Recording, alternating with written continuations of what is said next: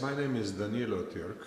I am coming probably as former President of Slovenia, which I was between the years 2007 2012. And before that I worked with the United Nations as Assistant Secretary General for Political Affairs with Kofi Annan, and even before as a human rights activist and Professor of International Law. So all these are my elements of identity. What should be done to achieve the 1.5 degree Celsius climate goal? Well, I think first of all we have to understand that quick action is needed, immediate action is needed. Now, European Union is doing precisely that.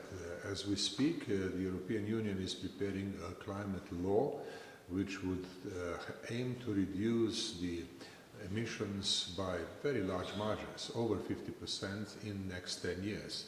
So that's the contribution of the European Union.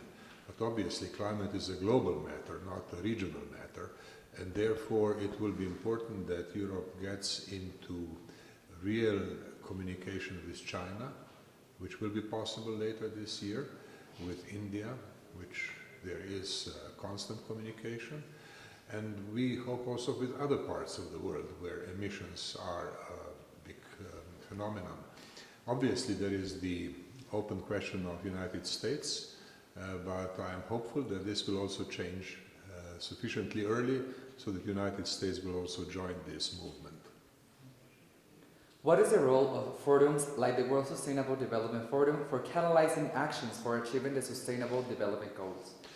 Well, this is a very important contribution, especially when you see so many young people, young generation being, I think, fully aware and very strongly committed of the need to work on climate change very seriously. Now, this was not the case some 30 years ago. I remember my younger days, we didn't care very much about environment. It all started in the 70s with the Stockholm Conference, but that was mainly seen as a matter of almost aesthetic, not life and death, not vital. But this is changing. Now this is very different, and I think that the young people everywhere in the world understand the importance of the problem. Therefore, Sustainable Development Forum as a place where young people come and explain their views and make their demands is a very important venue. It's a very important instrument. Now, I know that there will be a statement later in the day, and I hope this statement will be sufficiently widely known and taken seriously. What should be the role of youth in achieving goals of climate ambition and climate action? I believe that the role of the youth is critical. As former president, I have visited, in my time as president, I visited many schools, many places, have many conversations with young people, and I was always impressed how very natural the question of sustainability comes into the conversation. This is not something people have to learn like a completely new subject from somewhere, like new mathematics or something very new. This comes very much as an experience they already have in their families, in their daily life.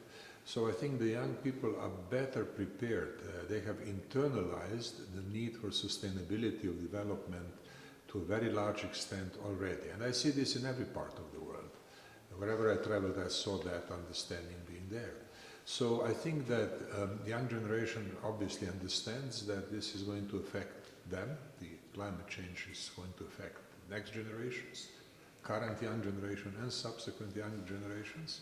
And that, I think, contributes to their commitment very strongly. So that, of course, role is critical. Thank you. How do you like Durango so far? Durango? Well, I don't know Durango. I came to the hotel after a very long trip, and then I went to the conference, and my only experience in Durango has been the Sustainable Development Forum. So this is something that I like a lot, because I see a lot of very positive energy, a lot of very good networking, a lot of knowledge about how to use social media and internet generally. So these are very important investments in a positive change. So to that extent I like Durango, but I am going to stay here until the very end of the conference. I'm not going to disappear after my speech. I will stay here, and I hope to see some of Durango and experience some local food and local culture as we proceed before the end of the week. And what can states like Durango do?